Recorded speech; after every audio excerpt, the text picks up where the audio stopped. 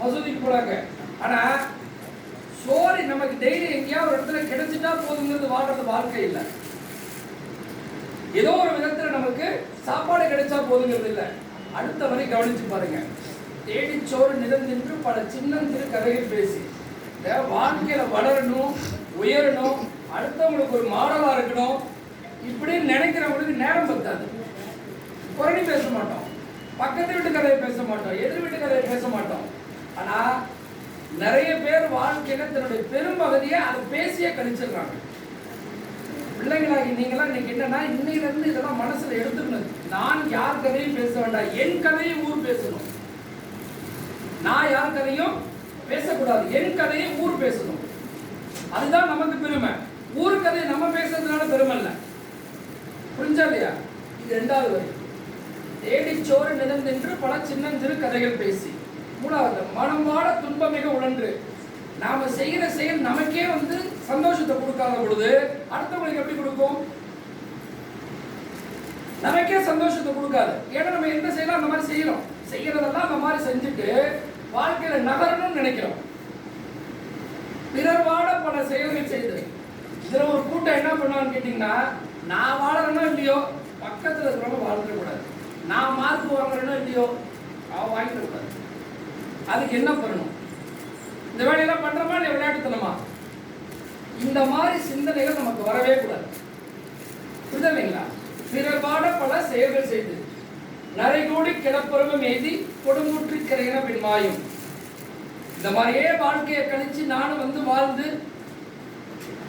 இந்த நரைகூடினா என்னன்னா வாழ்க்கையில வயசாகிறதுங்கிறதுக்கு ஒரு அறிகுறி சொல்றது.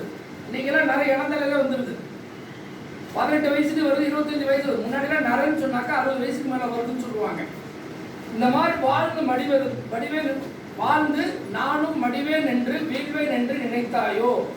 இந்த வரிகளை பிள்ளைகளாகிய நீங்கள் இன்றைய மகளிர் தின விழாவில் உங்க வாழ்க்கையோட வைர வரிகளை எடுத்துக்கோங்க. காரணம், ஒரு வரியும் உங்களுக்கு உள்ளார்ந்து சொல்லிக் கொடுக்கும். ஒரு லட்சியத்தோட நம்ம வளரணும். நாம வளர வளர, நம்மளுடைய எண்ணங்கள் வளர வளர, நாம பின்னால எல்லா விதத்திலும் வளருவோம். என்ன மாதிரி? அந்தஸ்துல வளருவோம், புகழ்ல வளருவோம், பணத்துல வளருவோம். வேற என்ன உங்களுக்கு வேணும் இந்த உலகத்துல? நீங்க என்ன எல்லாம் வேணும்னு நினைக்கிறீங்க, இன்னைக்கு என்னெல்லாம் இல்லாம கஷ்டப்படுறீங்களோ, உங்களுடைய தாய் தந்தைகிட்ட இருந்து, உங்களுடைய சுற்றுப்புறத்திலிருந்து நீங்க என்ன கத்துக்கிறீங்களோ, இதெல்லாம் இல்லாததெல்லாம் உங்கள் வாழ்க்கையில நிறைவடையணும்னு சொன்னா நீங்க உங்களை மேம்படுத்திக்கிட்டே போகணும். அடுத்தவங்களை பத்தின சிந்தனை வேண்டாம். ஒரு நாளும் நான் என்ன படிக்கணும், நான் இன்றைக்கு என்னுடைய பாடத்தை நான் முழுமையா உள்வாங்கி அர்த்தம் தெரிஞ்சு படிக்கணும். மனப்பாடம் பண்ணக்கூடாது. தயவு செஞ்சு சொல்றாங்க, யாரும் மனப்பாடம் பண்ணாதீங்க. 10 சப்ஜெக்ட்ல 8 சப்ஜெக்ட் தான் நீங்க படிக்கிறீங்க, புரிஞ்சு படிங்க போதும். 100க்கு 100 மார்க் வாங்குறங்கிற எண்ணத்தை தயவு செஞ்சு விட்டுடுங்க. நான் புரிஞ்சு படிச்சு 100 மார்க் வாங்கினா சந்தோஷம். புரியாம படிச்சு மக்கப் பண்ணி நான் 100 மார்க் வாங்குறேங்கிற எண்ணம் வேண்டவே வேண்டாம். அது வாழ்க்கையில் உங்களுக்கு உதவவே உதவாது. நல்ல மார்க்குங்கிறது நீங்க தெரிஞ்சு வாங்குறது தான். மித்ததெல்லாம் உங்களுக்கு கிடைக்கிற அதிர்ஷ்டத்தில் நீங்க மக்கப் பண்ணி ஏதோ ட்ரை பண்ணி தேவையில்லாத வேலையை செஞ்சு வாங்குறதுக்கு தான் அர்த்தம் அது. அதனால எந்த விஷயத்தை பண்ணினீங்கனாலும் தெரிஞ்சு பண்ணுங்க. வாழ்க்கையில வளர்ந்து வாங்க. நீங்க வளர்ந்து ஒரு ரோல் மாடலா வரணும். இன்னைக்கு 3 பேர் இங்க மகளிர் தின விழாவில் ஒரு விருது வாங்குறாங்கன்னா, ஒரு சாரோன் தொண்டு நிறுவனம் சும்மா கொடுக்குமா? கொடுப்பாங்களா? உங்களுக்கே இப்போ ஒரு ஸ்கூல்ல போட்டி வைக்கிறாங்க, ஒரு ரன்னிங் ரேஸ் வைக்கிறாங்க, சும்மா கொடுப்பாங்களா? கடைசியா ஒரு பொண்ணு கொடுப்பாங்களா? ஏன் கொடுக்கறது இல்லை? தோத்துட்டாங்க அப்படின்னு சொல்றதை விட அவங்க ஜெயிக்கலன்னு அர்த்தம், அவங்க சாதிக்கலன்னு அர்த்தம். தோல்விங்கிறது வாழ்க்கையில கிடையவே கிடையாது. யார் முயற்சி செஞ்சீங்களோ அத்தனை பேருமே பாத்தீங்கன்னா தோல்வியை தழுவலன்னு அர்த்தம். ஜெயிக்கல, நம்ம சாதிக்கல. எதனால? ஒரு 5 செகண்ட், ஒரு 2 செகண்ட், ஒரு 7 செகண்ட் பின்னாடி நம்ம கொஞ்சம் ஸ்லோவா ஓடி வந்துருப்போம். அப்ப வாழ்க்கையில ஒரு செகண்ட் முக்கியம். புரியுதா இல்லைங்களா? காலையில கிளம்பி ஸ்கூலுக்கு 9:30, உங்களுக்கு எத்தனை மணிக்கு ஃபர்ஸ்ட் பெல் அடிக்கிறாங்க? 9:30க்கு. 9:31 வந்தா என்ன ஆகும்? லேட் ஆயிடும். அந்த ஒரு நிமிஷம் நம்ம நினைக்க கூடாது. ஒரு நிமிஷத்துக்கும் வேல்யூ உண்டு, ஒரு செகண்டுக்கும் வேல்யூ உண்டு. உங்களுடைய ஒரு மணித்துளிகளையும் நீங்க உணர்ந்து உங்க வாழ்க்கையை நீங்க மேம்படுத்திட்டு நினைச்சீங்கன்னா எதிர்காலத்துல நீங்களும் இந்த மேடையில் அமர்ந்து ஒரு பரிசு வாங்கக்கூடியதாவோ ஒரு சாதித்த பெண்மணியாகவும் சாதித்த ஒரு மகனாகவும் இந்த மண்ணில் நீங்கள் உலா வர முடியும்னா அதில் மாற்று கருத்து இல்லை. ஸோ அதுக்கு நீங்கள் இன்னைக்கு இருந்து நீங்கள் பண்ணணும்.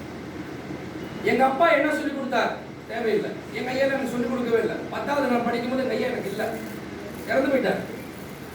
சொல்லிக் கொடுக்க ஆள் இல்லை, புரியுதுங்களா? அதனால அப்பா என்ன சொல்லிக் கொடுக்குறாரு, அம்மா என்ன சொல்லிக் கொடுக்குறாரு, எந்த கருத்தை யார் சொல்லிக் கொடுத்தாலும் நல்லதாக இருந்தால் உள்வாங்கி வச்சுக்கோங்க. ஆனால் தேவையில்லாத விஷயங்களை தயவு செஞ்சு அங்கங்கே விட்டு வந்துருங்க.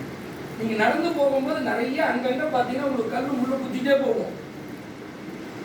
கல் முள்ளும் குத்தும். ஏதோ ஒரு தருணத்தில் இப்போ நீங்கள் வந்து நீங்கள் காலையில் காலனி போட்டுட்டு வரல, ஒரு செருப்பு போடாமல் வரீங்க, என்ன நடக்குங்க? 2 கல் குத்தும். அங்கேயே எடுத்து ஓரமாக போட்டு போகும். குத்துற கல்லையும் குத்துற முள்ளையும் சுமந்துட்டு போவாதீங்க. சுமந்துட்டு போனீங்க என்ன ஆகும்? நீங்கள் எவ்வளோ நேரம் அந்த முள்ளை குத்திக்கிட்டே போறீங்களோ அவ்வளோ நேரம் அந்த வலி உங்களுக்கு இருக்கும். 5 நிமிஷம்னா 5 நிமிஷம் வலிக்கும், 10 நிமிஷம்னா 10 நிமிஷம் வலிக்கும். அரை மணி நேரம் அந்த முள்ளை காலில் வச்சுருந்தா அரை மணி நேரம் வலிக்கும். சில பேர் என்ன பண்ணால் காலையில் குத்துறவங்கள வீட்டில் போய் தான் வீட்டில் அம்மாட்ட ஊக்கு வாங்கி நம்ம எடுத்துருக்கோம். அப்போ என்ன அந்த வலி மாலை வரையும் உங்களுக்கு இருக்கும். வீடு போய் அதை எடுக்கிற வரை இருக்கும். அதை அப்பயே பிடிங்கிட்டீங்கன்னா அந்த வலிக்கிறது இந்த 1 நிமிஷமோ 2 நிமிஷமோ கொடுங்கிற ஒரு பாடம் 2 நிமிஷம்.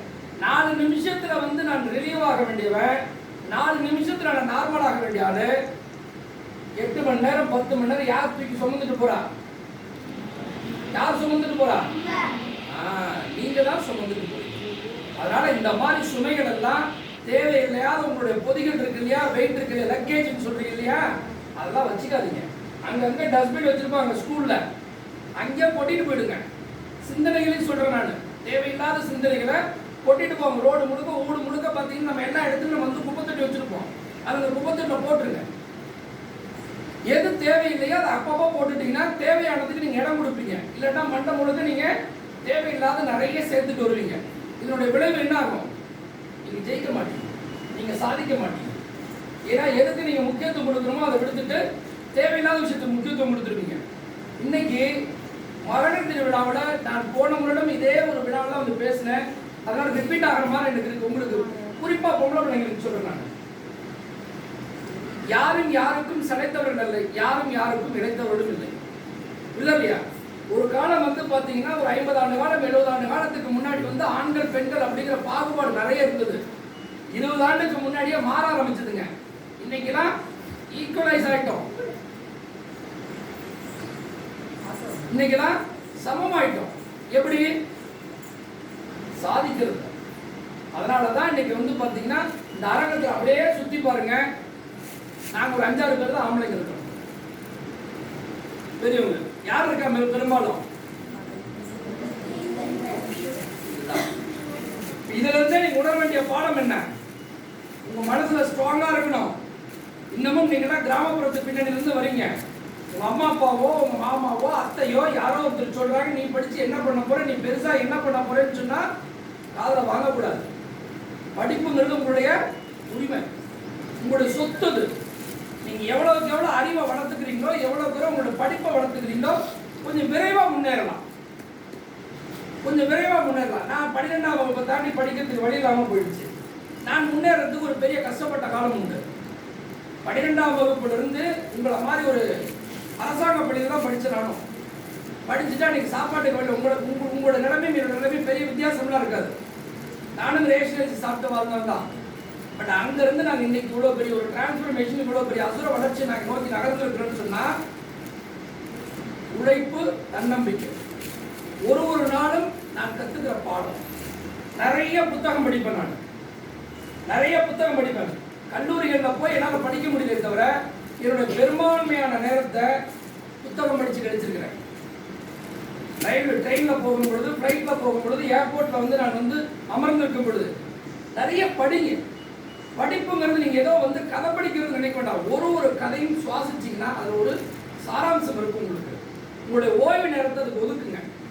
எப்பெல்லாம் புத்தகத்தை படிக்கணும், வகுப்பறை புத்தகத்தை படிக்கணுமோ அதுக்கு வந்து முக்கியத்துவம் கொடுங்க. எப்பெல்லாம் உங்களுக்கு ஓய்வு எடுக்கணும்னு தோணுதோ அப்பெல்லாம் அந்த புத்தகத்தை படிங்க. அப்போ இரண்டாவது என்னன்னா உங்களுக்கு பேரண்ட்ஸ் லைஃப்பாக நீங்கள் வளருவீங்க. வெறும் புத்தக புழுவை மட்டும் வளர்ந்துடாதீங்க. எந்த பிள்ளைங்களும் அந்த மனநிலையில வளராதீங்க. ஏன்னா உங்களை நீங்க அறிவார்ந்த பிள்ளையா மாத்திக்கிறேன்னு சொன்னா சமூகம் சார்ந்த கருத்துக்களும் தெரியணும். எல்லா பள்ளிகளும் கல்லூரிகளும் என்னன்னு கேட்டீங்கன்னா உங்களுக்கு தேவையான அறிவு சார்ந்த விஷயத்தை கொடுக்குறாங்க. உங்களுக்கு சுற்றுப்புறம் சம்பந்தமா, உங்கள் வாழ்வியல் சம்பந்தமா பெரும்பாலான பள்ளிகள், பெரும்பாலான கல்லூரிகள் கொடுக்கறது இல்லை. அதை அப்ப யார் வளர்த்துக்கணும்? நீங்க தான் உங்களுக்கு வளர்த்துக்கணும். நீங்க தான் ஒவ்வொரு இடத்தையும் ஒவ்வொருத்தையும் பார்த்து வளர்ந்துக்கணும். அதனால மகடல் திருவிழாவோட உங்களுக்கு சொல்றது என்ன அப்படின்னு கேட்டீங்கன்னா, பர்டிகுலரா பெண் பிள்ளைகள் வந்து இன்னும் உத்வேகத்தோட வாங்க. எப்படி இன்னைக்கு வந்து சாதித்த பெண்கள் நிறைய பேரை பார்க்குற எல்லா டிபார்ட்மெண்ட்லயும் வந்துட்டாங்க. இதுதான் அப்படிங்கிறதுலாம் இல்லை, எல்லாத்துலயும் வந்துட்டாங்க. பைலட்டா இருக்கட்டும், நீங்க ட்ரெயின் ஓட்டுறதா இருக்கட்டும், பெரிய பெரிய விஷயங்களா இருக்கட்டும், இன்னைக்கு உலகத்தினுடைய பெரிய நிறுவனங்களுடைய தலைமை பொறுப்பா இருக்கட்டும். இன்னைக்கு இந்தியாவில் பார்த்தீங்கன்னா ஒரு பீரியட்ல ஐசிஐசில இருந்து, HDFCல இருந்து, SBIல இருந்து 3 பேங்குக்கு ஹெட்டை வந்து பார்த்தீங்கன்னா வந்து பெண்மணிகள் இருந்தாங்க. பெண்மணிகள் தான் இருந்தாங்க. அதனால பழைய காலங்கள் மாதிரி உங்களுடைய சுற்றுப்புறத்தில் ஏதாவது சொன்னா கூட இப்போ அப்பப்போ ஏதாவது காதில் போட்டா அதெல்லாம் குப்பையில போட்டுட்டு, எனக்கு தெரியும் என்னோட உயரம், நான் எவ்வளோ மேலே வளரணும், என்னோட அறிவை எவ்வளோ மேலே வளர்த்துக்கணும் நீங்கள் வளர்த்துக்கிட்டீங்கன்னா எதிர்காலம் வந்து உங்கள் கையில் தான் இருக்குது. எதிர்காலத்தை நீங்கள் வந்து அருமையாக கைப்பற்றினா இன்னிலிருந்து உறுதியோட நான் சொன்ன இந்த பாரதியோட வைர வரிகளை மட்டும் நீங்கள் உங்கள் வாழ்வியல் மந்திரமாக எடுத்துக்கிட்டு ஒரு நாளும் வீறு நடை போடுங்கள். வெற்றி உங்களுக்கே. இந்த வாய்ப்பை கொடுத்த சாரன் தொண்டுகளுக்கு நன்றி கூறி, வாய்ப்புக்கு நன்றி கூறி பொறுமையாக அமர்ந்துகிற டீச்சர்